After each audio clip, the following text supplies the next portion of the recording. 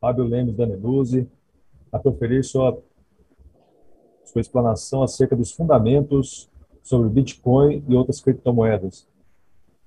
Lembro que esse era um assunto que tinha despertado interesse aqui alguns meses atrás, como o nosso palestrante também é especialista no assunto, fez um mestrado no assunto, ele vai nos trazer um pouco dessas informações. Já deu uma palestra aqui sobre o quinto andar, e agora, se vocês notarem, como o mundo digital é bastante dinâmico, ele já é gerente do PicPay e nos falará sobre as criptomoedas. Brevemente, seu currículo é de mestre em administração de empresas pela FGV, professor e graduado em ciências da computação pela USP. Está tendo trabalhado no Banco Itaú, Banco Votorantim, votuporanguense e agora ex-gerente de produtos do Quinto Andar. Fábio, uma honra recebê-lo e mais uma vez nessa nossa reunião ordinária, e está com a palavra. Obrigado, Bruno. Que bom, queria agradecer todo mundo pelo convite. Muito legal estar de volta aqui para conversar com vocês sobre mais um assunto. Eu vou compartilhar minha tela aqui para que eu preparei uma apresentação para guiar aqui o papo.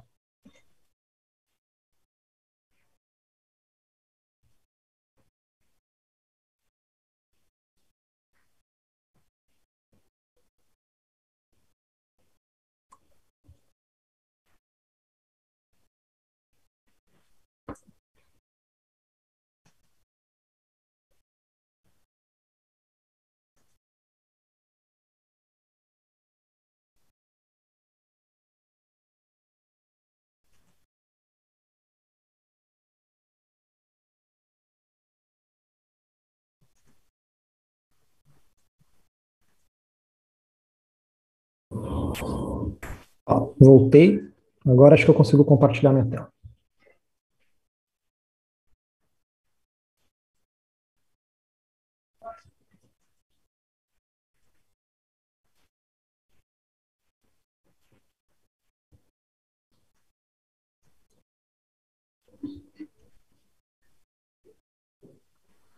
Beleza. Vocês conseguem ver minha apresentação?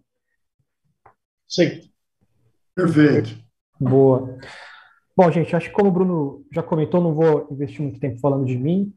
Acho que a única coisa que mudou do último papo para esse é que eu saí do Quinto Andar, fui convidado para fazer parte do PicPay agora. É um mercado diferente que eu estou trabalhando, mas no mesmo tema ainda, que é produtos digitais, né? Mas hoje eu não estou aqui para falar de PicPay, não. Estou aqui para falar de Bitcoin e criptomoedas. Para começar, eu queria contar um pouquinho para vocês como que começou meu primeiro contato com Bitcoin, por que que eu fui estudar esse tema, né? Primeira vez que eu escutei falar de Bitcoin foi em 2013, estamos falando aí então de 8 anos atrás, né? Eu trabalhava no Banco Votorantim nessa época, eu gostava muito de acompanhar o mercado financeiro, e eu me deparei com esse artigo, eu gostava de ler a The Economist, e eu estava lendo aleatoriamente e deparei com esse artigo que chamava The Bitcoin Bubble, que falava basicamente sobre a bolha do Bitcoin. Eu nunca tinha ouvido falar de Bitcoin, sabia que era uma bolha, né? Já tinha estudado sobre pirâmides, bolhas e tudo mais, mas me chamou a atenção porque naquela época o Bitcoin ele tinha valorizado 100 vezes dentro de um ano. Então, em janeiro, o Bitcoin, em janeiro de 2013, ele valia US$ 10, e no momento dessa reportagem aí, já era novembro, ele estava valendo US$ 1.000. E todo mundo, vários especialistas falando que não fazia sentido, que o Bitcoin era uma moeda digital, que ninguém controlava isso e que isso era uma bolha, né? E de fato, um pouco depois que saiu essa reportagem, o preço do Bitcoin começou a cair bastante, e muita gente que se empolgou quando viu esse aumento de preço do Bitcoin, começou a comprar Bitcoin e perdeu muito dinheiro, né? Mas me chamou muita atenção, assim, eu não entendi o que era o Bitcoin, fui tentar entender o que era isso, né? E a realidade é que nessa época ninguém entendia direito o que era o Bitcoin. Eu tentava encontrar informação, entender melhor, e era super confuso, estava super difícil de entender o que era isso. A única coisa que eu entendi na época é que era uma moeda digital e que existiam várias outras moedas digitais que seguiam o mesmo conceito do Bitcoin, mas o Bitcoin era a principal delas. Então, eu estava pensando um pouco depois disso em fazer um mestrado na GV, fui fazer esse mestrado e eu escolhi justamente criptomoedas como um tema de pesquisa. E o que rolou é que eu fiz uma tese de mestrado, onde nessa tese eu estudei sobre 20 criptomoedas diferentes, entre elas o Bitcoin, né? E como era um assunto que ninguém estava estudando ainda no Brasil, essa minha tese ela começou a ser bastante referenciada, começou a aparecer bastante e acabou se transformando em alguns artigos que eu publiquei em alguns papers fora do Brasil. Então, as principais publicações de tecnologia do mundo, que é o Information Technology Development, o ICE, são alguns congressos de tecnologia e revistas, né, que acabaram publicando uma variação dessa minha tese, que foram alguns artigos que eu escrevi, mas tudo isso para falar que eu acabei me apaixonando pelo tema e estudando bastante ele, mesmo não trabalhando diretamente com Bitcoin. Não trabalho, nunca trabalhei, mas sempre acompanhei bastante esse mundo, né? E aí a minha ideia, então, hoje aqui era contar um pouco, assim, de tudo que eu estudei, o que eu entendi, né? O que é o básico, assim, do que é Bitcoin e criptomoeda, e aí, obviamente, depois eu posso aprofundar mais, conforme vocês forem perguntando depois aqui dos slides, mas eu queria primeiro dar um panorama geral, e aí depois a gente pode aprofundar em qualquer tema. Então, eu resumo o que é o Bitcoin nessas cinco coisas aqui que estão na tela. Então, o Bitcoin é uma moeda digital, ela é deflacionária. Uma outra coisa dela é que ela é muito auditável, ela tem um controle descentralizado e ela tem uma relativa anonimização. Você consegue usar o Bitcoin de uma forma relativamente anônima. Eu vou explicar um pouquinho mais agora cada um desses temas. Então, primeiro, o Bitcoin ele é uma moeda digital, né? Mas, peraí que eu perdi. O que significa isso? Significa que você consegue utilizar o Bitcoin a partir de um celular, a partir de um computador, né? Só que com só um detalhe. Você não tem um aplicativo oficial, um site oficial para você comprar, utilizar, transferir Bitcoin. Ele é uma moeda descentralizada. Então, se você for procurar como que eu uso o Bitcoin, você vai achar vários aplicativos, vários sites, porque qualquer pessoa pode criar algum aplicativo, algum site, se plugar nesse ecossistema do Bitcoin e oferecer o Bitcoin como serviço. Então, ele é uma moeda digital, mas que não tem uma forma única e oficial de você utilizar ela. Você tem várias formas de utilizar ela e várias interfaces diferentes. Uma outra característica, e na minha opinião, uma das mais importantes, é que ela é uma moeda deflacionária. O que significa isso? Diferente de uma moeda oficial de algum país, ou de alguma moeda digital de alguma empresa, quando alguma empresa emite uma moeda digital simples, né? O Bitcoin, por design, ele tem uma quantidade máxima de Bitcoins que podem ser emitidos, que no caso é 21 milhões de unidades de Bitcoin. Eu vou explicar mais um pouquinho mais para frente como é que funciona a emissão de novos Bitcoins, mas a cada 10 minutos, a gente tem novas emissões de 6 Bitcoins. É assim que ele funciona. É um pouquinho complicado explicar por quê e como, mas até hoje, a cada 6 minutos, a cada 10 minutos, a gente tem 6 Bitcoins sendo emitidos. Só que essa quantidade, que hoje é 6, a cada determinado período de tempo, ela reduz pela metade. Então, daqui a um determinado tempo, vão ser 3 Bitcoins que são criados a cada 10 minutos. E isso vai sempre reduzindo pela metade. Vai chegar um momento, e no caso, por design, vai ser em 2048, que ele reduziu tanto, né? Chega uma hora que ele começa a ser frações de Bitcoins que vai criando. A partir de 2048 vai ser impossível criar qualquer unidade de Bitcoin nova. Então, uma curva realmente em S que vai reduzindo, né? Uma curva que vai caindo. E por que isso é interessante? Porque Isso torna o Bitcoin uma moeda rara.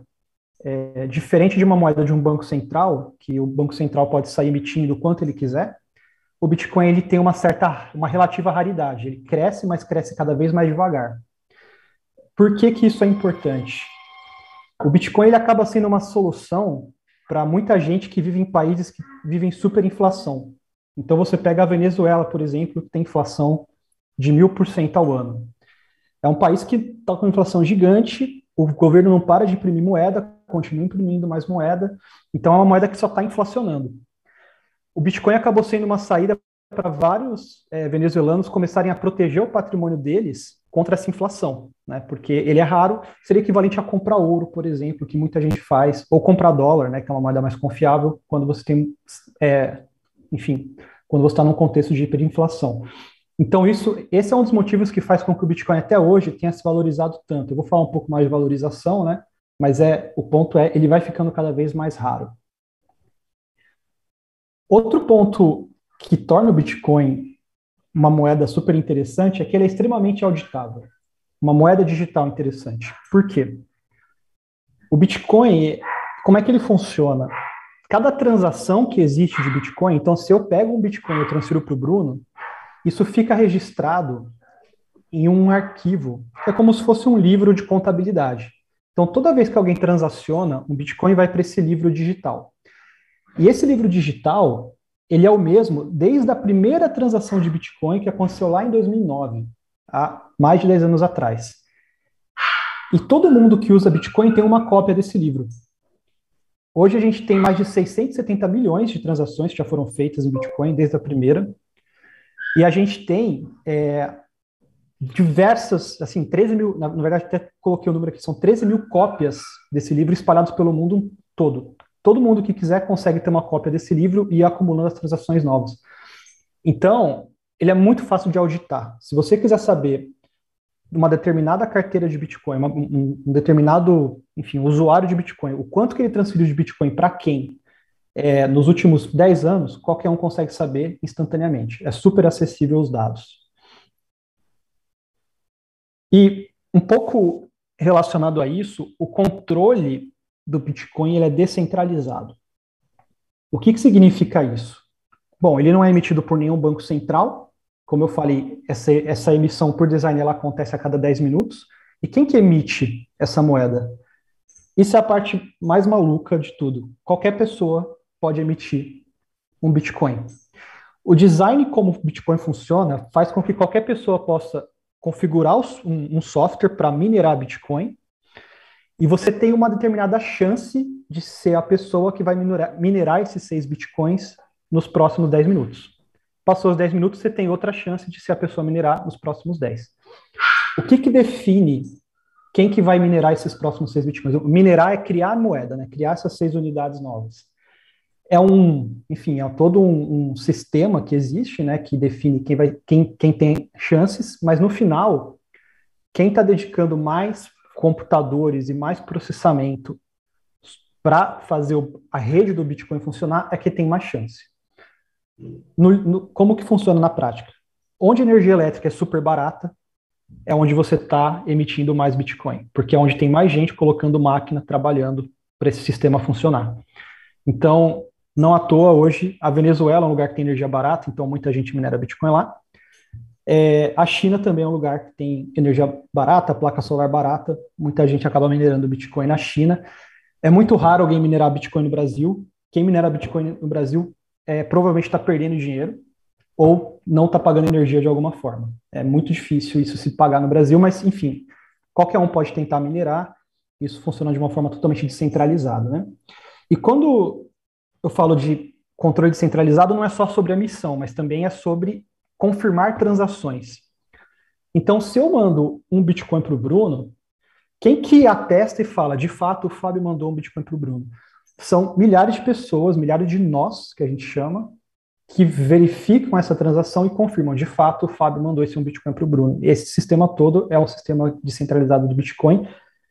Parece meio maluco, mas é um sistema que funciona e tem funcionado bem há 10 anos. Nesses 10 anos, o Bitcoin nunca falhou e nunca deu nenhum tipo de problema. Então, é realmente assim, do ponto de vista técnico, é uma criação realmente incrível, assim, de tecnologia. E o último ponto que torna o Bitcoin interessante é que ele é relativamente anonimizável. O que eu quero dizer com isso? Como eu falei, é fácil de auditar. A gente consegue saber todas as transações que aconteceram de Bitcoin desde a primeira, há 12 anos atrás. O problema é você saber quem fez aquela transação. Quando a gente olha esse livro de registro do Bitcoin, a gente não tem nomes das pessoas. A gente tem o que a gente chama de endereços, de carteiras. Então, a gente sabe que o endereço A mandou Bitcoin para o endereço B, depois mandou para o endereço C, recebeu do D, mas a gente não sabe quem são as pessoas que de fato estão atuando nesses endereços.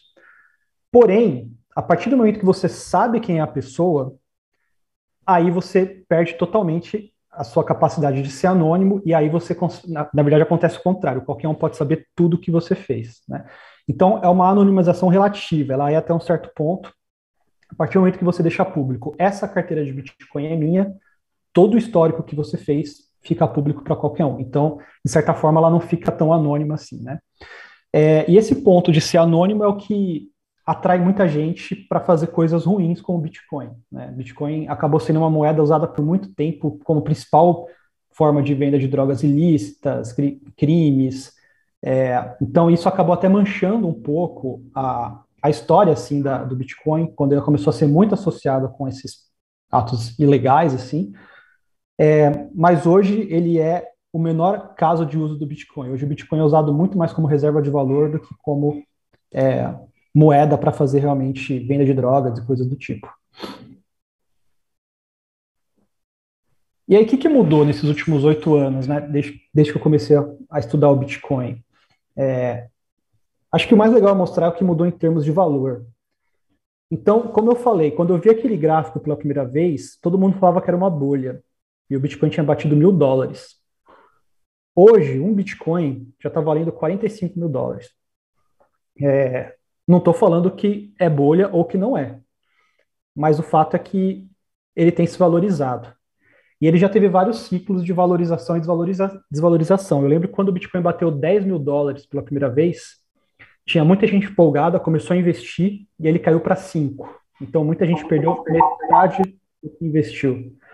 Quando bateu $20.000, a mesma coisa, bateu $20.000, muita gente empolgada, caiu para 10. Então é uma moeda que é muito volátil, muito cíclica. Mas, no longo prazo, historicamente, ela tem se valorizado. A quantidade de bitcoins aumentou 80%, então, na época existia 10 milhões de bitcoins, hoje já existem 18 milhões, por causa daquela emissão que eu comentei, né? Isso vai reduzindo, o limite vai ser 21 milhões. E o valor de mercado de Bitcoin, né, multiplica as duas coisas aí, foi de 10 bilhões de dólares para 850 bilhões de dólares. Então, se a gente converte para reais aqui, estamos falando de 4 trilhões de reais. O valor de mercado de Bitcoin, mais ou menos, né? Então, é um valor considerável, né, que a gente não pode desprezar. E aí, sempre que a gente fala de Bitcoin, né, a pergunta que sempre vem tá bom, tô vendo esse negócio volátil, valorizando, é complicado, mas é uma moeda mesmo, né? E se você pegar, assim, by the book, assim, o que define uma moeda? Se você pegar as definições de uma moeda, sim, o Bitcoin é uma moeda. Ele tem todas as características básicas de uma moeda. Mas a pergunta talvez não seja essa, assim, a melhor pergunta. A melhor pergunta é, ela é uma boa moeda? E uma coisa que eu concluí, depois de usar bastante Bitcoin, estudar, é que depende do que você vai fazer com ela. Porque as vantagens que ela tem, que eu já comentei um pouco, ela é deflacionária, então você pode usar ela para se proteger de inflação, por exemplo. É uma moeda super segura, super fácil de auditar, nunca aconteceu de alguém fraudar uma transação, é impossível, matematicamente impossível. E ela permite você anonimizar o que você está fazendo, dependendo do seu caso de uso, pode ser interessante.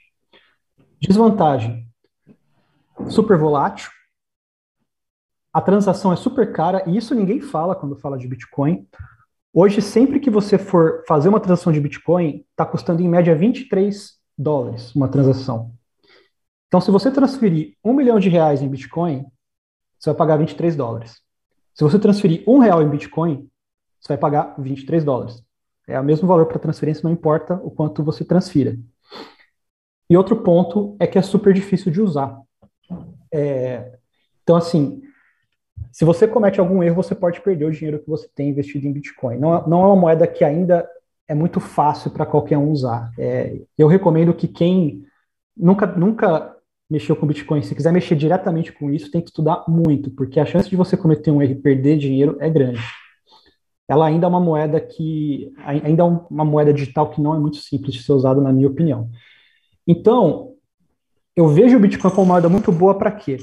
Para remessas internacionais grandes, e aqui dá para você fazer remessas internacionais com Bitcoin pagando imposto, declarando tudo certinho, não é nada a ver com sonegação.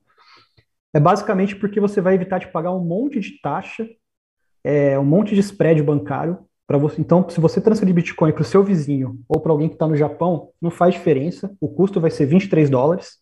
Então, $23 para uma remessa internacional pode ser pouquíssima coisa. E é muito boa para investimento como reserva de valor. Como eu falei, seria equivalente a um ouro digital, né? E para que o Bitcoin ele é ruim? Para coisas do dia a dia. Ninguém vai comprar pão na padaria com Bitcoin, pagar $23 uma transação, mexer num aplicativo que é difícil. Então, ela não é uma moeda boa para o dia a dia. Ela realmente é uma moeda boa para você deixar guardado para o longo prazo. E o Bitcoin, como eu falei, ele é só uma criptomoeda, né? Existem outras. Existem, na verdade, milhares de criptomoedas diferentes. Eu trouxe essas duas a mais para comentar, bem rapidamente, que eu acho que elas são as mais interessantes. A terceira maior criptomoeda do mundo chama Tether, essa aqui do lado esquerdo. O que é interessante dela? Ela é uma criptomoeda que tem as mesmas características do Bitcoin, exceto duas. A emissão dela não é descentralizada, ela é emitida por uma empresa, então aí tem um risco, porque existe uma empresa que fala quantas dessas moedas podem existir, esse é o lado ruim dela. O lado bom é que ela é lastreada em dólar. Então essa empresa, ela só emite o Tether quando alguém dá $1 para ela. Isso faz com que o preço do Tether, essa moeda, tenha um preço estável. Então, um Tether vale $1. O Tether existe já há 5 anos e até hoje um Tether vale $1. Nunca mudou esse preço dessa moeda. Por que ela é interessante? Pode ser uma forma de você comprar e guardar dólar, talvez mais barata que outras alternativas que você tenha.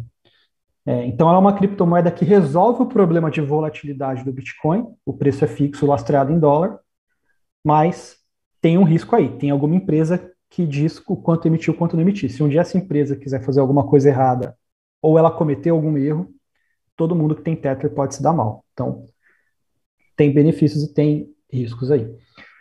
E uma outra criptomoeda aí, no caso é a segunda maior do mundo, que é a Ethereum. Essa criptomoeda, eu diria que é a que mais está revolucionando esse mundo de criptomoedas, porque ela é que permite a gente começar a fazer uma coisa que chama contratos inteligentes. Basicamente, ela permite não só eu transacionar uma moeda para outra pessoa, como colocar algumas regras nessa transação. Por exemplo, eu posso falar assim, eu vou transacionar essa moeda para essa outra pessoa, mas ela tem que me devolver essa moeda em 10 dias. Eu posso começar a colocar um pouco de coisas que existem no sistema financeiro tradicional dentro desse mundo distribuído aí, nesse mundo descentralizado. E ela também permite que você emita outras moedas dentro dela. Então, o Ethereum, ele acabou virando uma plataforma para que qualquer empresa possa criar suas próprias criptomoedas dentro desse sistema do Ethereum. E aí muitas empresas estão fazendo isso hoje em dia. Inclusive, eu trouxe alguns exemplos aqui mais palpáveis para a gente, que é no mundo do futebol. Tem muitos times de futebol, muitos clubes hoje em dia que estão criando as suas criptomoedas dentro do Ethereum. Na semana retrasada, o Corinthians emitiu R$ 2 milhões em criptomoeda. O Atlético Mineiro, há um mês atrás, também fez a mesma coisa. E o que esses clubes estão fazendo? Eles estão começando a emitir criptomoeda para resolver o problema de caixa deles. Então, é R$ 2 milhões que o Corinthians conseguiu de caixa, né? E o que ele dá em troca para quem compra essas criptomoedas do Corinthians. Ele dá alguns benefícios relacionados a direito de voto em algumas decisões do clube. Então, desde bandeiras, faixas que vão ter no estádio a partir de determinado jogo, nomes que eles dão para determinadas coisas que eles estão criando. Então, eles criam essas criptomoedas, jogam no mercado, quem tiver elas consegue votar em algumas coisas, é quase como se fosse um direito que você tem sobre algumas coisas do clube, né? E aí vários clubes estão fazendo isso. O Barcelona emitiu o token dele há 3 ou 4 meses atrás, já valorizou 10 vezes o token. Então está virando também uma forma de especular também. Esse mundo de criptomoeda tem muita especulação, né? Mas é só um exemplo que eu quis trazer mais próximo da gente aqui, que é o futebol, mas em vários mercados, várias empresas estão emitindo criptomoeda como uma forma barata de começar a dar direitos, né, ativos digitais para as pessoas e vender isso. Né? E aí, estou fechando já aqui, como é que está hoje quando a gente fala de criptomoeda como um todo no mundo, né? Hoje o mercado de criptomoedas como um todo, aí eu estou somando Bitcoin, Ethereum, Tether e todas as outras que existem. Se você pega o valor de cada unidade delas, multiplica, soma, hoje esse é um mercado de 2 trilhões de dólares. É muito difícil explicar o que é 2 trilhões de dólares, né? Assim, tangibilizar o que é isso. E a forma que eu acho mais fácil de tangibilizar o que significa 2 trilhões de dólares é PIB de países, né? Então, eu até coloquei essa tabelinha aqui do lado como exemplo. Se a gente pega todas as criptomoedas emitidas e o valor delas hoje, e fosse comparar com um país, ela seria o 8º país do mundo do lado do Brasil, que hoje tem um PIB de 2 trilhões de dólares. Estaria na frente da Itália, próximo ali da França, mas do ladinho do Brasil. Então, criptomoeda hoje já vale um Brasil.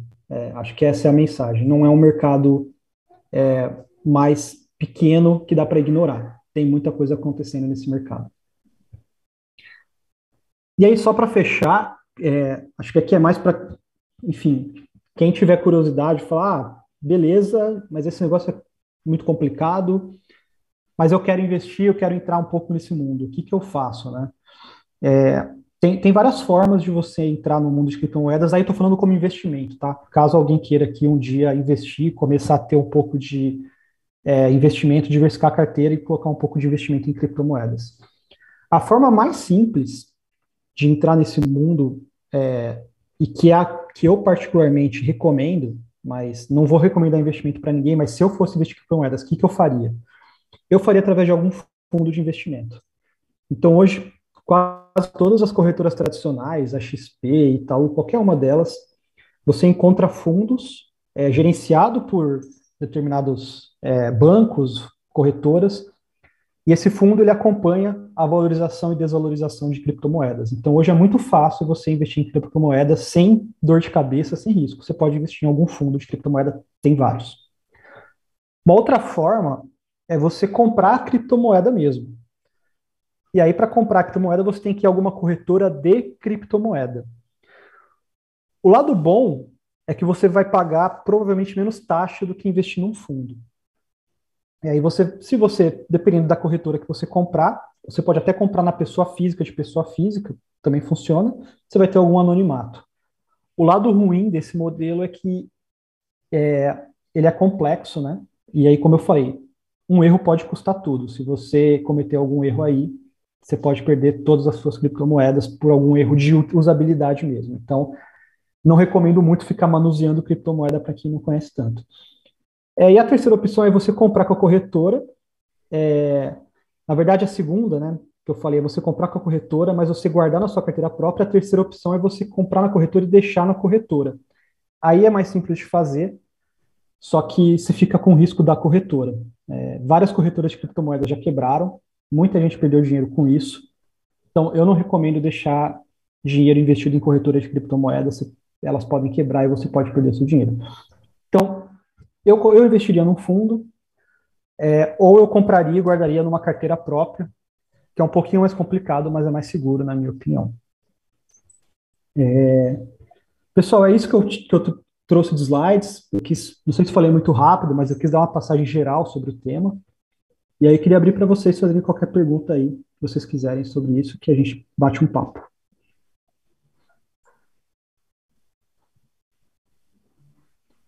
Muito interessante. Você poderia falar um pouco mais sobre o processo da mineralização dessa moeda, mineração? Posso. O processo de mineração, existem basicamente duas formas de você minerar criptomoeda. E cada criptomoeda usa uma dessas duas. A do Bitcoin, que é a mais utilizada, chama prova de trabalho, que basicamente significa o seguinte: você tem que deixar uma máquina, um computador ligado, e esse computador ele vai ficar tentando resolver algumas contas, digamos assim. São alguns processamentos matemáticos que ele vai ficar resolvendo. Por que ele tem que fazer isso? Em algum momento, algum computador que está resolvendo esse processamento vai conseguir resolver. E é aleatório, não dá para saber quem vai conseguir resolver. Então, quem tiver mais máquinas tentando resolver, tem mais chance de conseguir. E aí é isso que define o que minera. A partir do momento que uma máquina consegue resolver essa conta, ela fala, opa, peraí, resolvi, está aqui o resultado. Isso que é interessante. Por que chama criptomoeda? São modelos criptográficos que ela está resolvendo. Modelo criptográfico, como é que funciona? Até alguém resolver, ninguém sabe o resultado. Mas a hora que alguém resolve, todo mundo consegue confirmar, esse resultado está certo. Então, a hora que a primeira pessoa resolveu esse problema, a primeira máquina resolveu, ela fala para todo mundo, resolvi, todo mundo olha e fala, putz, você resolveu mesmo, parabéns, os 6 bitcoins são seus. Daqui 10 minutos vamos tentar de novo. E vai. E aí você tem uma competição, computadores no mundo todo tentando resolver o mesmo problema. O primeiro que consegue levanta a mão, todo mundo olha, resolveu, os bitcoins são seus. E tudo isso, por que as pessoas concordam e dão esse bitcoin para quem resolve, né? Isso tudo chama consenso, é consenso mesmo. A rede, ela é feita de uma forma que as pessoas são incentivadas a não roubar, né? A não mentir. Porque se você mente, se alguém resolve e uma pessoa fala, mentira, você não resolveu não, todo mundo perde. Você começa a colocar em xeque o Bitcoin, você começa a colocar em dúvida o valor do sistema e todo mundo começa a perder dinheiro porque o Bitcoin desvaloriza. Então, ele é feito de uma forma que todo mundo tem esse consenso de que quando alguém resolve esse problema matemático, ele ganha essas moedas novas que são criadas. Não sei se ficou claro. Quase entendi. Interessante. É praticamente sistema de hacker, Fábio. Tem que quebrar um código, chegar a alguma conclusão, alguma solução. Boa, Bruno. É mais ou menos isso. Imagina que você tem uma senha e todo mundo tem que ficar descobrindo que senha é essa. Tem que ficar tentando quebrar essa senha. O primeiro que consegue quebrar essa senha, ele ganha o direito de receber as próximas 6 bitcoins.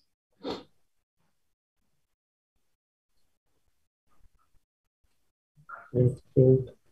Fábio, tem jeito como desabilitar essa tela de fundo sua? Aí, boa. beleza. Perfeito. Agora nós podemos ver o rostinho de todo mundo. Muito bem. Mas é muito interessante. E essa moeda, na verdade, ela não tem um lastro. Ela não tem lastro nenhum.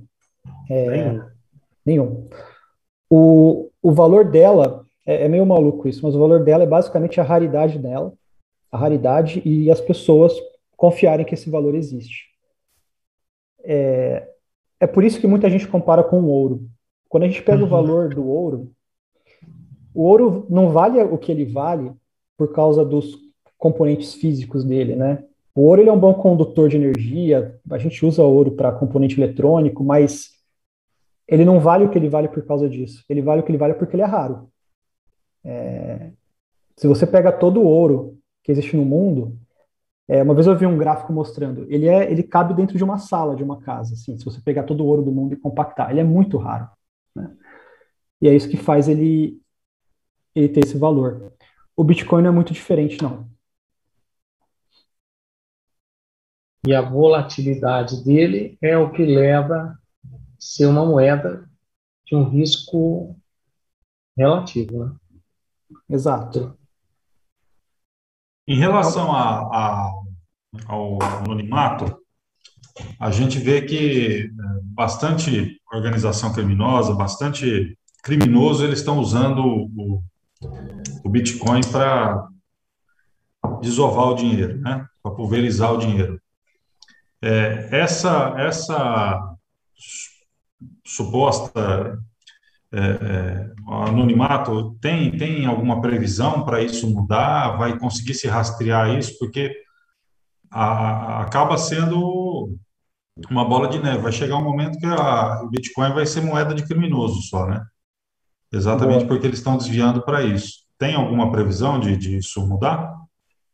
Que eu saiba, não, mas hoje o Bitcoin, ele tem sido cada vez menos usado por criminosos. Tem outras criptomoedas que estão sendo criadas, essas sim dão uma anonimização bem mais forte que o Bitcoin.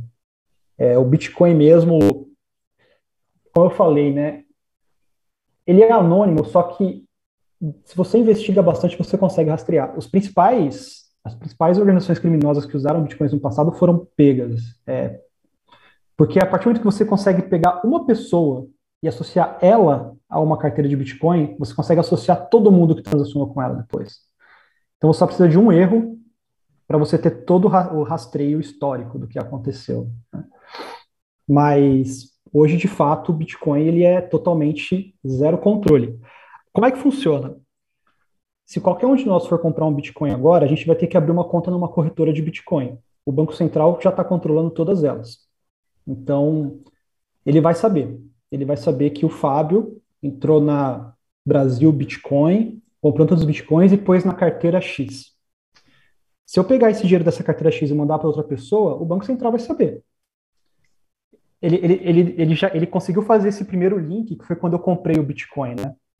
Agora, o problema é se eu compro de uma pessoa física na rua. Aí ninguém consegue saber o que está acontecendo, né? Então depende muito da porta de entrada, assim, como que esse dinheiro é transacionado. Então, mas como é que que em direito a gente fala tradição, né? Que é a transferência de uma coisa para outra. Como é que é a transferência? Por exemplo, o Fábio está lá na Praça da Sé vendendo Bitcoin. Eu roubei 10 milhões do banco e quero desovar esse dinheiro. Como é que eu faço essa operação? Como é que isso se finaliza? Se fosse ouro, ele me dava um saco de ouro, eu ponho o saco nas costas e ia embora. Uhum. Mas com o Bitcoin, como é que eu faço isso?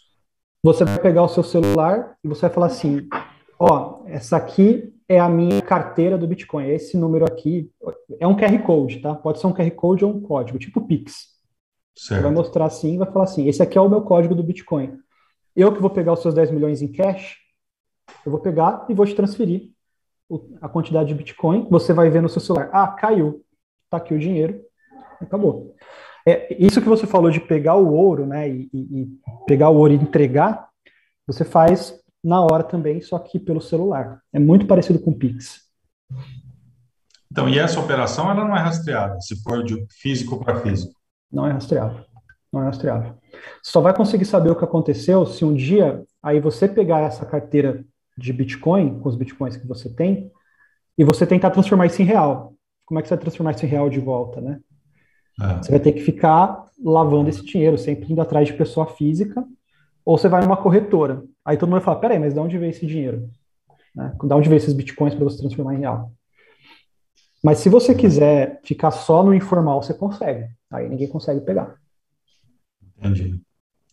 Então, aí, para se manter o anonimato, teria que se criar, então, esse mercado paralelo. Vai ficar sempre paralelo. Ele nunca vai se converter na moeda oficial, seja dólar, Exatamente. seja o que for.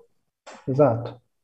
Entendi. Mas isso é equivalente a você, que nem, assim, existe mercado paralelo de dólar, né? Existe doleiro, tá, a mesma coisa. Você pode ter dólar impresso e ficar trocando isso.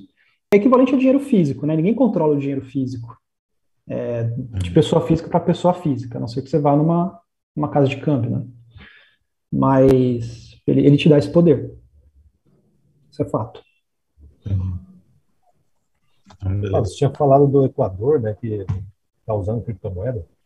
O El Salvador, El Salvador adotou o Bitcoin como moeda oficial semana passada. É o primeiro país a fazer isso. Ele não descontinuou a moeda oficial dele, mas hoje o El Salvador é um país que tem duas moedas. A que ele já tinha e o Bitcoin como moeda oficial. Então hoje todo mundo em El Salvador é obrigado a aceitar Bitcoin e isso está gerando uma grande confusão lá. Está um caos. Porque ninguém sabe usar direito, a transação é cara, mas eles estão tentando fazer alguma coisa diferente lá. Uma outra pergunta. Uma das coisas que você falou que precifica o Bitcoin é a raridade, né? Que ela que vai chegar no limite e tal, né? Falando por exemplo, de pedra preciosa, de ouro, dizem, né, que, por exemplo, o diamante não é tão raro assim. O diamante uma pedra relativamente comum, Uhum. mas que é criado a imagem de raridade exatamente para ele manter esse valor e manter o. Mas que, na verdade, se se quantificar o tanto de diamante que tem em circulação e que ainda pode ser explorado, seria uma coisa que iria diminuir o preço dele. Uhum. Porque se não consegue, tem essa aura ainda de, né? Igual o ouro também. Apesar das quantidades oficiais, das quantidades dimensionadas, trazer essa ideia de raridade, na verdade, existe muito mais ouro do que você imagina, né? Pelo menos, esses são alguns estudos que tem. Com relação ao Bitcoin, não corre o risco, por exemplo, porque quem controla essa raridade, essa emissão, não corre o risco de alguns anos isso daí acabar, não, vamos criar mais tantos, e aí ele criar uma inflação de Bitcoin, começar a Uhum. emitir Bitcoin? Boa. Isso pode acontecer, não é impossível, mas para isso acontecer, você precisa que mais da metade dos mineradores de Bitcoin no mundo entrem em consenso para mudar o protocolo, né? O protocolo tem aquele limite dos 21 milhões de unidades. Se mais da metade das pessoas que mineram falarem, vamos mudar para 40 milhões, isso acontece, pode acontecer. Mas eu particularmente acho muito improvável, porque no mesmo minuto que eles falarem que vão mudar qualquer coisa no protocolo, o preço desaba. E esses mineradores ganham dinheiro minerando Bitcoin. Então, assim, se eles vão começar a minerar um ativo digital que vale menos. Por quê? Porque eles falaram que vão mudar o protocolo. Então, é isso que eu quis dizer com incentivos, né? Eles são. O modelo, o sistema, ele cria incentivos para que ele não. Porque se mexe, gera insegurança. Gera insegurança, todo mundo vai sair correndo para vender, o preço desaba. Então. Mas aí seria para o investidor o mesmo risco do descoberto. Porque se você faz investimento contando com a queda, para o minerador, para ele é vantagem. Se você fizer um investimento a descoberto, sim, isso pode acontecer. Poderia acontecer, eventualmente, se houvesse um consenso desse grupo e para poder derrubar, porque eles ganhariam. O grupo ganha ainda mais do que eles já ganharam, né? Poderia acontecer. É um risco. É um risco. Mas bom, não dá para falar que não dá para acontecer, dá para acontecer, né? Mas eu particularmente acho improvável, porque o que esses mineradores, os mineradores hoje são gigantes, né? O que eles já investiram em equipamento para minerar, enfim, eles vão estar jogando tudo isso fora, né? Mas uma operação de descoberto pode funcionar. O complicado é conseguir que mais da metade coordene e faça isso junto. Faça todo mundo junto, né? É o mais difícil. Nem reunião de condomínio dá certo, imagina milhões de pessoas. Pois é. E aí você está misturando gente de tudo que é país, com culturas diferentes, incentivos diferentes, né? É muito difícil mudar o protocolo. É bem mais difícil. É isso aí. Boa. Se alguém tiver mais alguma pergunta, estou à disposição aí. Fábio, tive uma notícia uma vez, um irmão de um amigo meu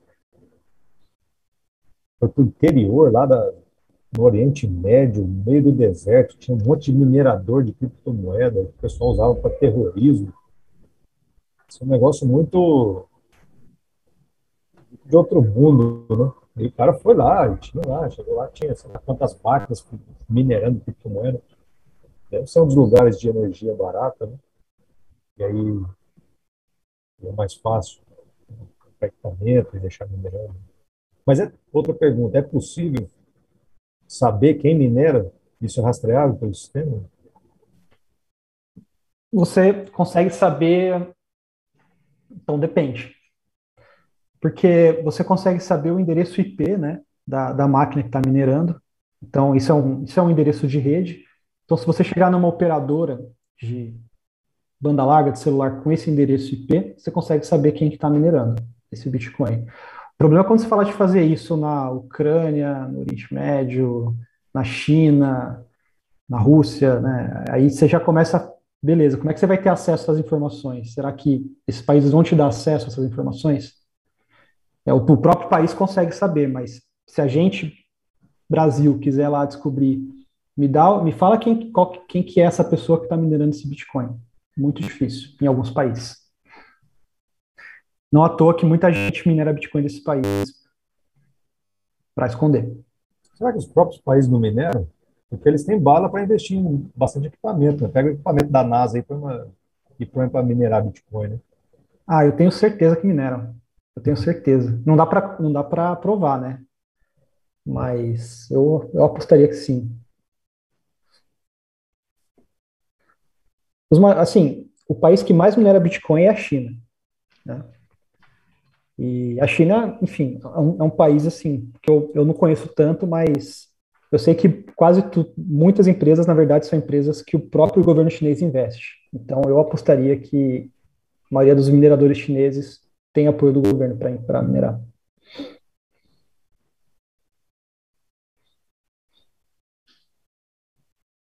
Muito bem. Alguém mais quer investir em Bitcoin?